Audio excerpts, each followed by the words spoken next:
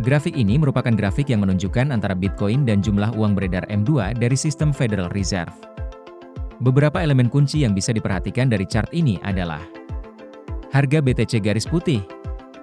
Garis ini menunjukkan perkembangan harga Bitcoin dari 2010 hingga 2024. Sumbu kiri mewakili harga BTC dalam USD, dengan skala logaritmik dari 0,1 hingga lebih dari $100.000.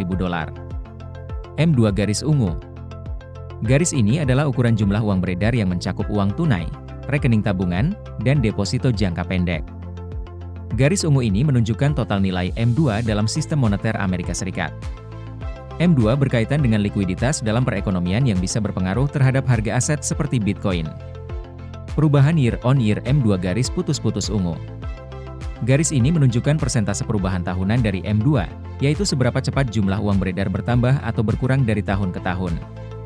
Ketika M2 tumbuh dengan cepat, biasanya itu menandakan kebijakan moneter ekspansif, yang dapat memicu inflasi atau mendorong aset seperti Bitcoin sebagai lindung nilai. Rata-rata pergerakan M2 SMA 90 hari garis biru putus-putus.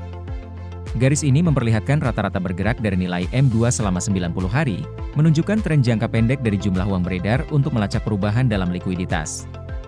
Perubahan 30 hari M2 garis hijau di dasar grafik. Indikator ini menunjukkan perubahan M2 dalam 30 hari terakhir. Ini lebih mencerminkan perubahan yang lebih cepat dan bisa menjadi sinyal perubahan arah likuiditas.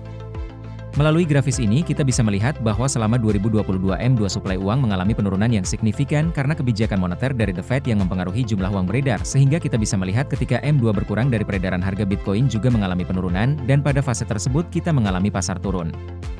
Saat ini yang terjadi adalah kebijakan The Federal Reserve mulai melonggarkan M2 sehingga momentum ini bisa dijadikan tolak ukur bahwa likuiditas mulai kembali.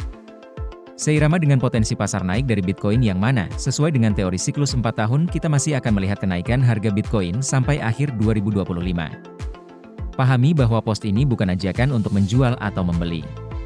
Postingan ini murni untuk tujuan edukasi.